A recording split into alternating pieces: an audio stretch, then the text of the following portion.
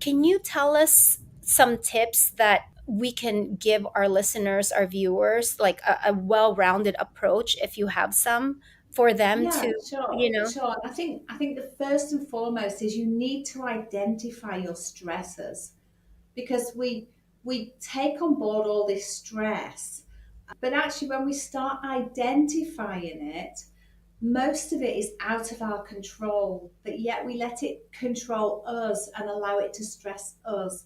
We can only control ourselves. We cannot control anybody else or anything else. So identify what's causing you stress, and look underneath that. Why is that causing me stress? And chances are it's because we're trying to control everything. Because, being a single parent or being divorced, things are taken out of our hands, and we feel the stress of that because we don't feel like we can control it, and we want to have some control back over what's happening in our lives. So identify your stresses, but identify what you can control and what you can't control.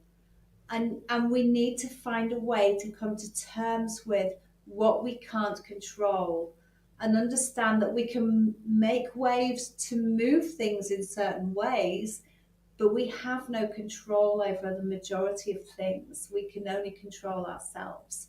And I've been that single parent, and I understand from that perspective. And it's like you kind of want your old life back because some bits of it felt nice, and you've got a supportive partner.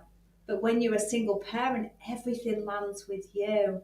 So understand what you can and what you can't control, and find a way to allow everything you can't control to just flow, but be okay with it.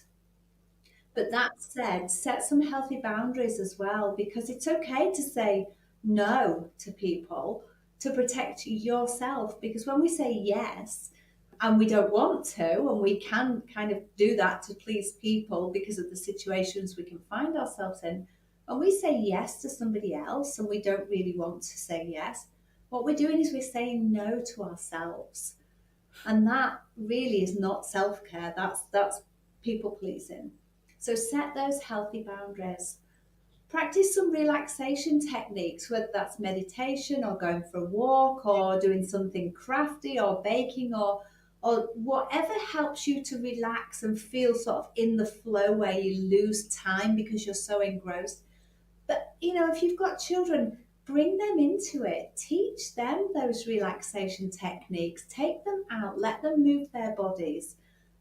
Make it that joint effort. Don't think it's about self care for me. It's about self care for me and my children or my immediate family. What can we do together? And that also allows for bonding as well. It improves that bonding. I love that because that's a good point you made that self-care does not, yes, the word self is in it, but there are different types of self-care where you can bring your kids into the mix. And my gosh, that just feels really, really good. And so for, Yeah.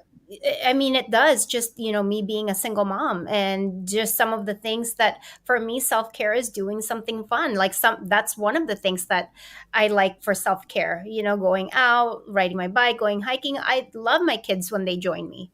Yeah. So that is a form of self care. And I'm so happy that you brought that up because some people just feel like self care is going to the spa, doing a home bubble bath. Yes. Yeah. It doesn't have to be by yourself. You can No. bring them in. Yeah. That's beautiful.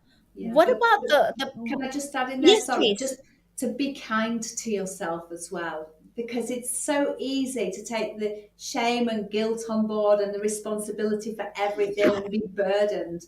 But just be kind to yourself and take care of your own basic needs. Look after yourself. You need to eat, you need to hydrate, you need to sleep, you need to have a sense of community. Just make sure that you tend to yourself, but be compassionate. That we need to hear more of that, Sarah. Me especially, I did have all of the, I had all the chatter. And what is important for everyone to know is that, like, give that chatter, the voice in your head is not even your voice. It No. could be, who knows, someone like a teacher said something to you that told you you were not good enough, or whatever the Yeah. words were, or it could be your dad or your sister or your brother, and it's not even coming from you. So that's really really an important thing that you pointed out, and I really appreciate that.